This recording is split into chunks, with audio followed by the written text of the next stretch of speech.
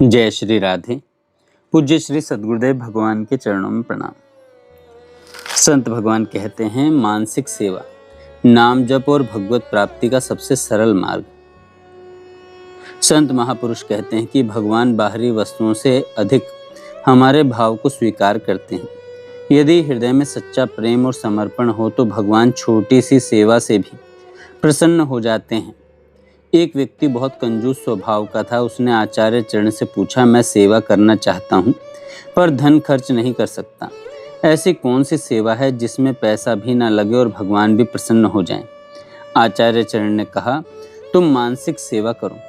वह प्रतिदिन भावना में भगवान को सुंदर वस्त्र पहनाने लगा, स्वादिष्ट भोग लगाने लगा और प्रेम पूर्वक उनकी सेवा करने लगा।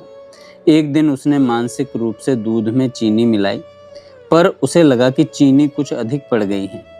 कंजूस स्वभाव था, इसलिए उसे बड़ा दुख हुआ। तभी ठाकुर जी प्रकट हुए और मुस्कुराकर बोले, अरे इसमें तुम्हारा पैसा लगता है क्या? उस दिन से उसे भगवत साक्षात्कार हुआ। यह मानसिक सेवा की महिमा है। भगवान भाव के भूखे हैं। जहाँ सच्चा प्रेम है वहाँ वे स्वयं प्रकट हो जाते हैं। महापुरुषों ने बताया कि मानसिक सेवा केवल कल्पना नहीं है। जब भावना शुद्ध हो जाती है तो उसका प्रभाव प्रत्यक्ष जीवन में दिखाई देने लगता है। रघुनाथ दास गोस्वामी जैसे महान संत मानसिक रूप से जो भोग भगवान को अर्पित करते थे, उसका प्रभाव उनके शरीर पर भी देखा जाता था। इससे सिद्ध होता है कि भगवान भाव को स्वीकार करते हैं। इसलिए गृहस्थ लोग भी प्रतिदिन 5-10 मिनट निकालें, आंख बंद करें और भावना करें, सामने श्यामा श्याम विराजमान है। सुंदर स्वर्ण थाल सजा है, विविध प्रकार के भोग रखे हैं। आप अपने हाथों से प्रभु को भोग लगा रहे हैं और उनके चरणों में प्रेम अर्पित कर रहे हैं। धीरे धीरे मन भगवान के निकट पहुंचने लगेगा। जब साधक मानसिक सेवा प्रारंभ करता है तो कभी कभी मन में विचित्र और अशुद्ध विचार आते हैं। बहुत लोग इससे घबरा जाते हैं, लेकिन संत कहते हैं, घबराने की आवश्यकता नहीं है। वह आपकी वास्तविक भावना नहीं है, वह मन की पुरानी गंदगी है जो बाहर निकल रही है।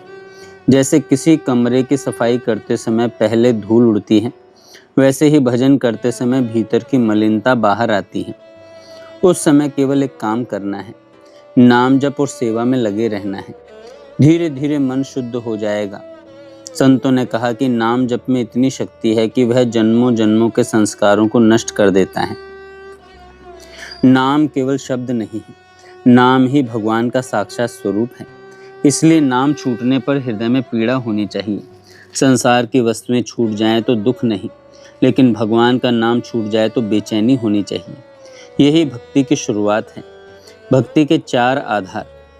महापुरुषों ने भजन के 4 मुख्य आधार बताए हैं।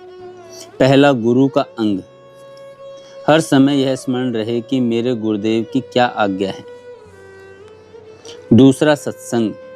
सत्संग केवल कथा सुनना नहीं है, हमारा विचार, व्यवहार और आचरण भी सत होना चाहिए। तीसरा, नाम का रंग। निरंतर भगवान का नाम चलता रहे।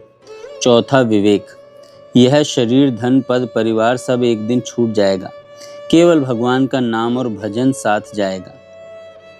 संसार या भगवान, साधक को एक निर्णय करना पड़ता है। मेरा प्रेम संसार में है या भगवान में? जब तक संसार अपने जैसा लगता है और भगवान पराये लगते हैं, तब तक भक्ति गहरी नहीं होती। लेकिन जब राधा कृष्ण का नाम सुनते ही हृदय में अपनापन जागने लगे, तब समझना चाहिए कि भक्ति का रंग चढ़ने लगा है। महापुरुषों ने बताया है सच्चे भजन के 4 अंग। पहला, निरंतर नाम जप। दूसरा, भक्तों के चरित्रों का चिंतन। तीसरा, अपने इष्ट देव के स्वरूप का ध्यान। और चौथा, गुरु और शास्त्र की आज्ञा के अनुसार जीवन।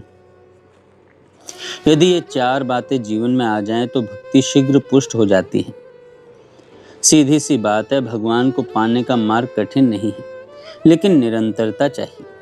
प्रतिदिन 5 मिनट मानसिक सेवा करें, नाम जप करें, भक्तों का स्मरण करें, अपने इष्ट देव का ध्यान करें और गुरु की आज्ञा के अनुसार जीवन जीने का प्रयास करें।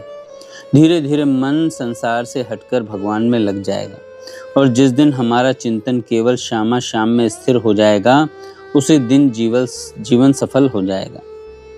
आइए संकल्प करें कि हम प्रतिदिन नाम जप, मानसिक सेवा और भगवत चिंतन के लिए कुछ समय अवश्य निकालेंगे। जय श्री राधे।